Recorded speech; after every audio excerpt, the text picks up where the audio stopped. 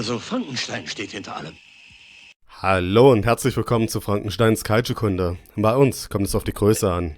Heute gibt es unser zweites Hörbuch, was zeitgleich ein größeres Was-wäre-wenn-Video ist und eine Brücke zwischen den Filmen Frankenstein, der Schreck mit dem Affengesicht und Frankenstein Zweikampf der Giganten schlägt. Viel Spaß mit der Geschichte. Die Geschichte beginnt im Labor von Kyoto. Wir müssen die Höhle endlich untersuchen, sagt Eiji Honda energisch. Unsere Kollegen in Hiroshima kennen die genaue Position. Das ist doch keine Frage der Position, entgegnet Ishiro Nakajima.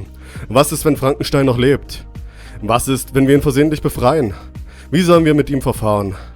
Die Diskussion von den beiden werden wohl niemals enden, denkt sich Miki Yamane und schaut genervt zur Wanduhr. Meine Herren, ich denke, wir können diese Diskussion endlich ein Ende setzen, wenn wir einfach abstimmen. Wir sind zu fünft, das reicht für ein Ergebnis. Was halten Sie davon? Sie schaut vor allem die anderen beiden Kollegen an. Herr Tsuburaya, Herr Stewart, Sie stimmen mir doch sicher zu. Beide schauen sie überrascht an und nicken dann langsam. Nun denn, spricht sie. Wer ist dafür, dass wir nach Hiroshima reisen? Honda und Tsuburaya heben beide die Hand, während Nakajima und Stewart die Hände unten lassen. Dann ist es entschieden, spricht sie und hebt die Hand. Unsere Forschungsreise soll nächste Woche beginnen. Die Forschungsgruppe trifft sich am Bahnhof von Kyoto. Endlich geht es los, sagt Honda freudenstrahlend. Seit Wochen habe ich mir diesen Tag herbeigesehnt. Die Kollegen steigen in den Zug und die Fahrt nach Hiroshima beginnt. Für den Fall, dass Frankenstein noch lebt, möchte ich nochmal alle aktuellen Daten besprechen, sagt Nakajima.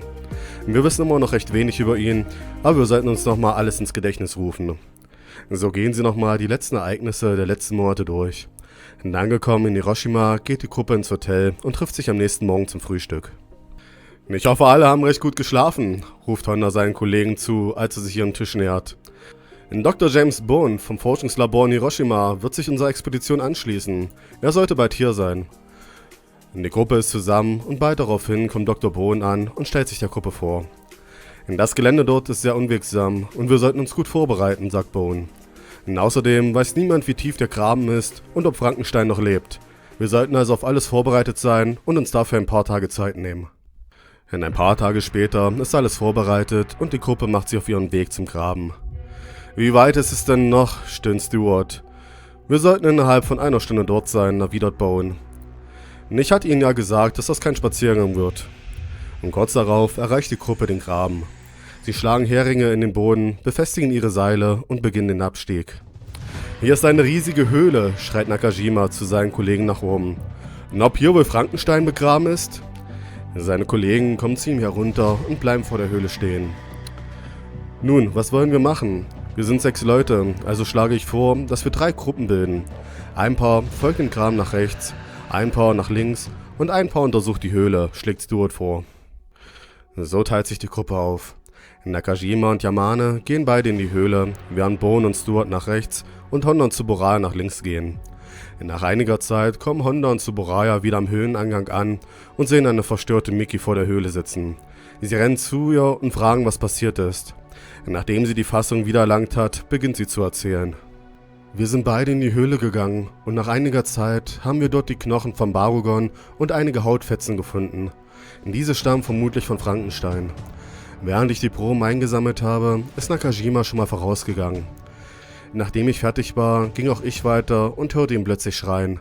Ich rannte und nachdem ich seine Taschenlampe gefunden habe, bemerkte ich einen riesigen Moskitoschwarm und rannte hinaus. Bei meiner Flucht habe ich meinen Rucksack verloren und sitze seitdem hier und habe auf sie gewartet. Sie haben ihn also alleine gelassen? Ruft Honda erbost und wird danach von Tsuburaya beruhigt. Wir werden ihn schon finden, sagt Tsuburaya besonnen. Warten Sie hier auf die anderen beiden und folgen Sie uns dann. So verschwinden die beiden in der Höhle. Sie kommen am Knochenhaufen vorbei und finden danach die Taschenlampe. Dort hinten wird es heller, ruft Honda und beide finden sich dann auf einer Lichtung wieder. Während sich Honda noch fragt, warum es hier so hell ist, zieht Tsuburaya ihn zurück und fordert ihn zum Gehen auf. Honda versteht nicht wieso und zeigt mit den Fingern auf all die Glühwürmchen, die dort umherfliegen. Der Grund für dieses Leuchten wird die Radioaktivität sein. Wir müssen hier sofort weg, schreit Tsuburaya. Währenddessen fliegen die Glühwürmchen zu Honda und landen auf seinen Arm. Und plötzlich schreit er, das sind keine Glühwürmchen, sondern Mücken. Und kurz darauf verschwindet er. Tsuburaya rennt wie von Sinnen Richtung Höhlenausgang und sieht, wie Stewart, Bone und Yamane in die Höhle gehen. Und er schreit sie an, dass sie umkehren sollen, und als sie ihn bemerken, verschwindet auch er. Und daraufhin verlassen die anderen sofort die Höhle. Was zur Hölle passiert hier, schreit Stuart. Ich habe doch gesagt, dass auch Nakajima plötzlich verschwunden ist. Irgendetwas lebt dort und sorgt für ihr Verschwinden, kreischt der Mane. Bohn erringt seine Fassung wieder und fordert die beiden auf, mit ihm erstmal wieder nach oben zu klettern und sich dann zu sammeln. Währenddessen fliegen ein paar Mücken mit den dreien nach oben. Das war eine absolute Katastrophe. Was sollen wir denn jetzt machen, schreit der Mane verheult. Atmen Sie erstmal tief durch, sagt Bohn beruhigend. Wir müssen erst einmal einen klaren Verstand bekommen und dann überlegen wir, wie wir weiterverfahren. Was gibt es denn da zu überlegen, schreit Stuart. Diese verdammte Höhle muss sofort in Brand gesetzt und dann versiegelt werden. Mane nickt zustimmend, während Stuart in Gedanken versunken ist. Gibt es einen Zusammenhang zwischen Ereignissen und Frankenstein? Die drei begeben sich zurück nach Hiroshima. Bohn verabschiedet sich vor einem Hotel von Stuart und Yamane fährt mit der Straßenbahn nach Hause. In der Bahn bemerkt er, dass Moskitos durch das Abteil fliegen. Und zum Glück habe ich noch etwas Mückenspray dabei, denkt er sich und sprüht sich ein. Auf einmal hört er ein Schreien. »Wo ist mein Mann hin?« schreit eine Frau. »Mein Sohn ist weg!« schreit eine andere. Bohn rennt zum Ort und will sich erkundigen, und doch plötzlich verschwindet sein Sitznachbar. Das ist wie zuvor in der Höhle, denkt er sich. Nach und nach verschwinden alle Passagiere und er ist allein im Abteil. Was zur Hölle ist hier los? Er sieht, wie die Moskitos ihn umkreisen, aber aufgrund des Sprays Abstand halten. Soll das etwa daran liegen? Er fängt eine von ihnen und schaut sie sich an, doch in diesem Augenblick entgleist die Bahn, da auch der Bahnführer verschwunden ist. Bohn geht schwer verletzt aus der Bahn und sieht, wie die Moskitos weiterfliegen. Ich muss irgendwem Bescheid geben, denkt er sich, bevor er ohnmächtig wird und das Glas mit dem gefangenen Moskito aus seiner Hand fällt und wegrollt. Herr Stuart und Frau Yamane kommen dabei nichtsahnend in Kyoto an. Wir müssen den Familien Bescheid sagen und uns dann mit den Behörden in Verbindung setzen, sagt der Mann zu Stuart. Ja, das müssen wir, widert er. Aber für heute sollten wir uns erstmal ausruhen. Die beiden verabschieden sich und gehen nach Hause. Zu Hause angekommen, schaltet Yamane das Radio ein und erfährt von dem Zugunglück. Und da sie aber nicht weiß, dass Stuart in dem Zug saß, ignoriert sie es und geht duschen. Im Bett liegend lässt sie die Ereignisse nochmal Revue passieren und schläft dann unruhig ein. Am nächsten Morgen macht sie sich fertig und geht ins Labor, um sich mit Stuart zu treffen. Während sie dort auf ihn wartet, schaltet sie das Radio an und hört voller Entsetzen, dass seit gestern mehrere Menschen in Hiroshima spurlos verschwunden sind. In dem Moment kommt auch Stuart ins Labor und begrüßt sie. »Ruhe!« ruft Yamane und bringt ihn so zum Schweigen. Beide hören den restlichen Bericht und wissen, dass es mit ihrer Expedition zusammenhängt. »Das ist alles unsere Schuld. Wir müssen sofort etwas unternehmen«, schreit Yamane, während Stuart apathisch dasitzt. Plötzlich schreit er, »Was heißt da wir? Ich war von Anfang an gegen diese Expedition. Das ist alles ihre Schuld. Ich will nichts mehr mit zu tun haben.« Mit diesen Worten steht er auf und verlässt das Labor und lässt Yamane alleine zurück. Nachdem sie den Schock überwunden hat, fasst sie den Entschluss, sich notfalls alleine auf den Weg zu machen. Als sie zur Tür hinaus will, trifft sie auf Dr. Mamiya und seinen Assistenten Akemi.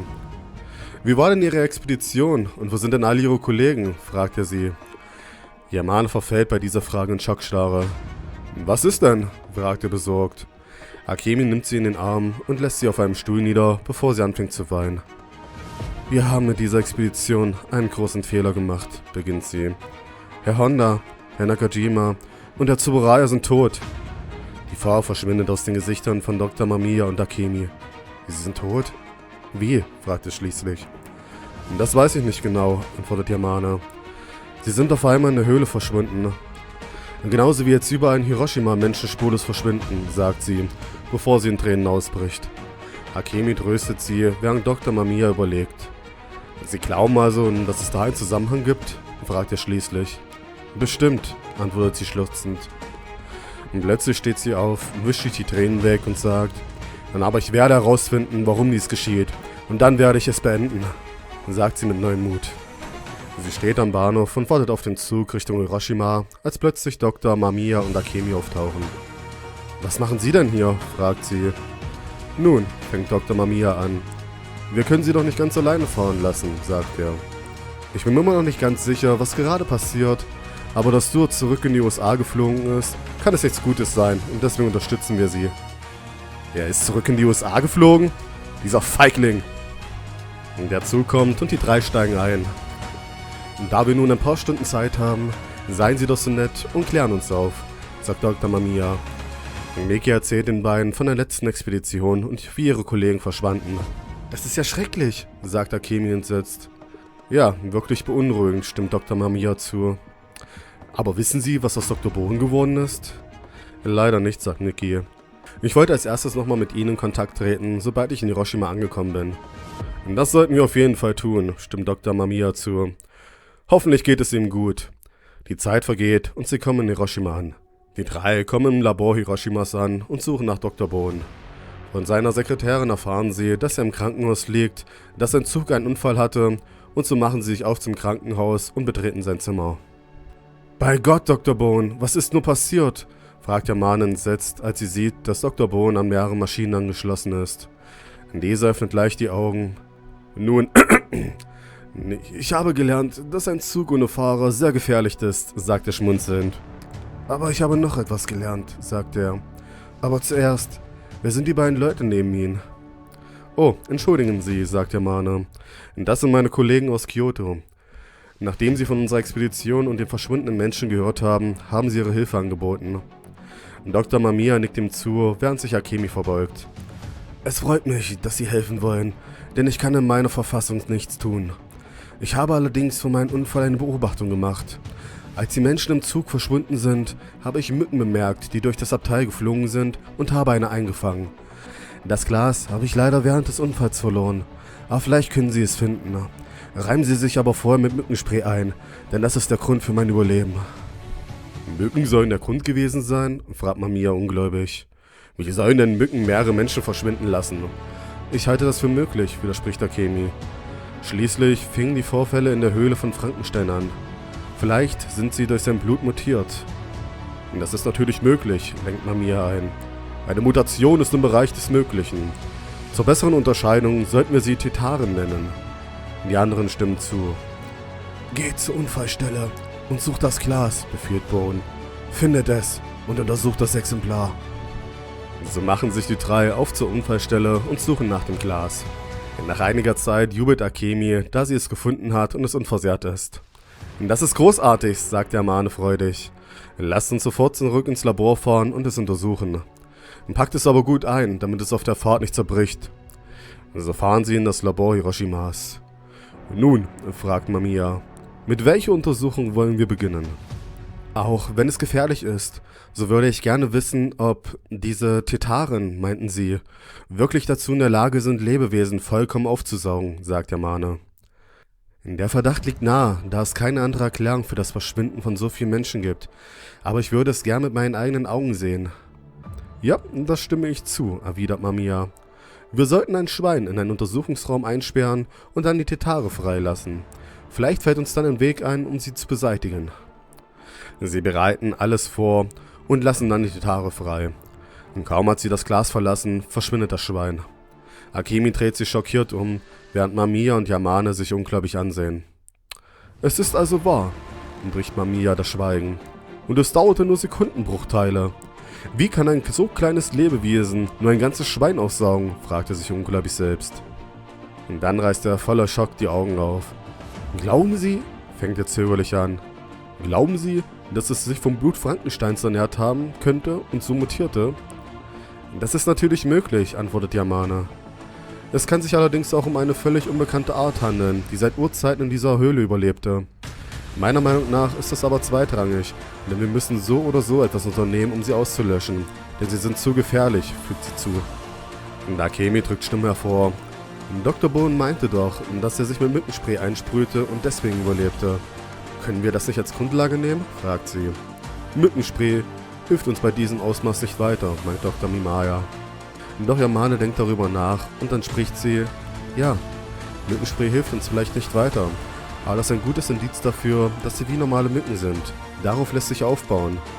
Viele Mückensprays und Gifte gegen Mücken haben als Bestandteil Icaridin. Daraus lässt sich vielleicht eine Waffe herstellen. Und dann beschaffen wir Icaridin und führen einen neuen Test durch, meint Mamiya. Akemi rennt los und besorgt das Mittel. Währenddessen besorgt Mamiya ein neues Schwein. Sie legen ihre Schutzausrüstung an und reiben erst sich und dann das Schwein damit ein und bringen es danach in den Untersuchungsraum. Nachdem sie die Tür verschlossen haben, beobachten sie gespannt, was passieren wird. Sie sehen, dass die Mücke zwar das Schwein umkreist, aber nicht zusticht. Es funktioniert, sagt Akemi fröhlich. Ja, es scheint so, stimmt Mamiya zu.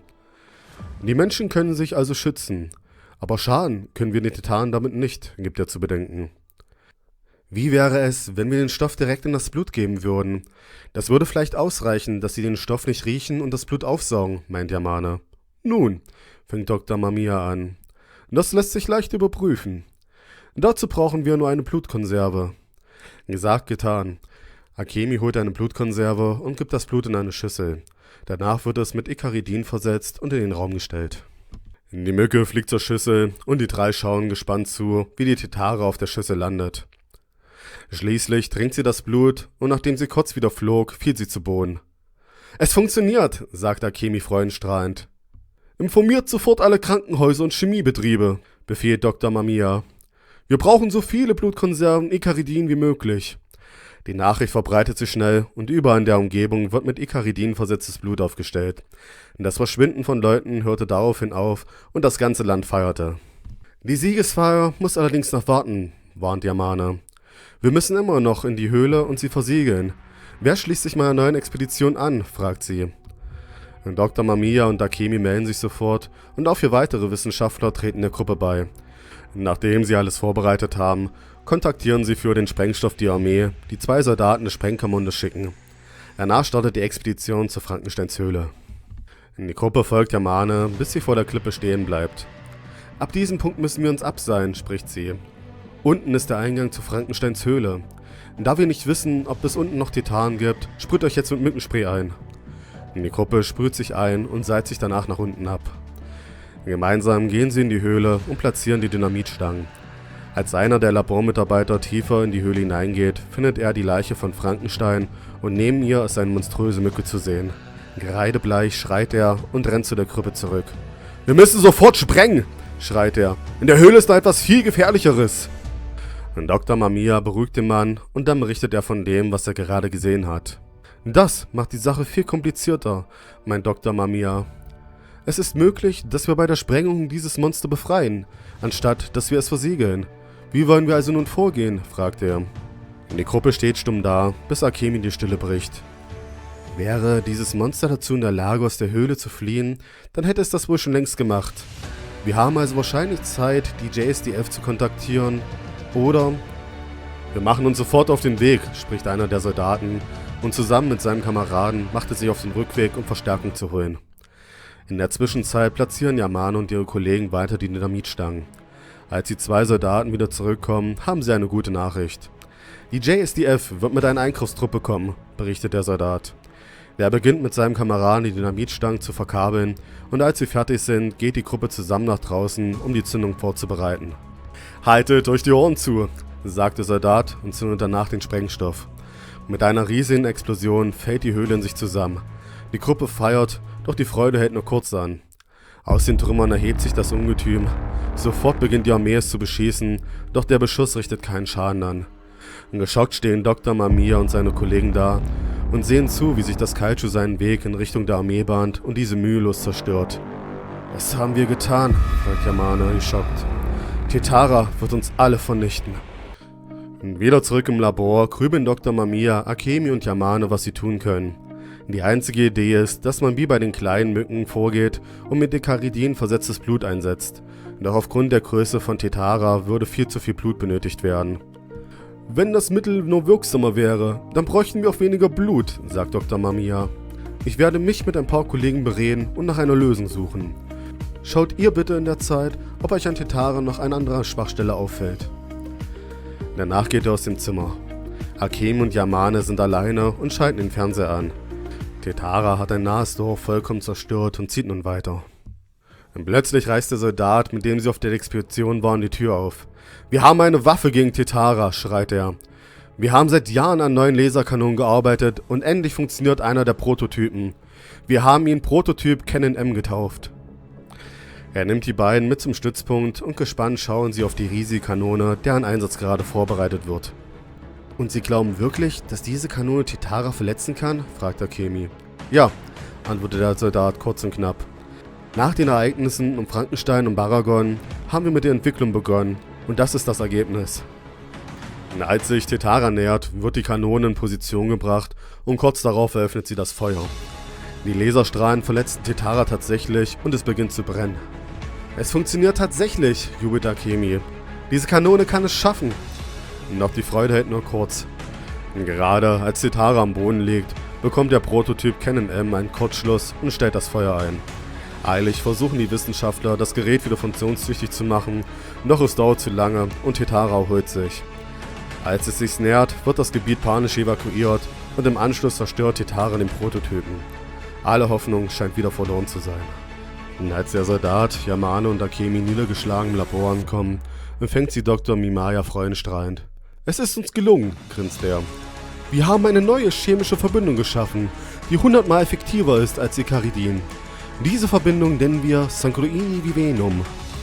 Es muss nur noch produziert werden. Sofort nimmt der Soldat Kontakt zu seiner Kompanie auf und lässt den Sanguini Vivenum in den Chemiebetrieben produzieren. Währenddessen werden überall im Land Blutspendenaktionen abgehalten, um genug Blut zu haben.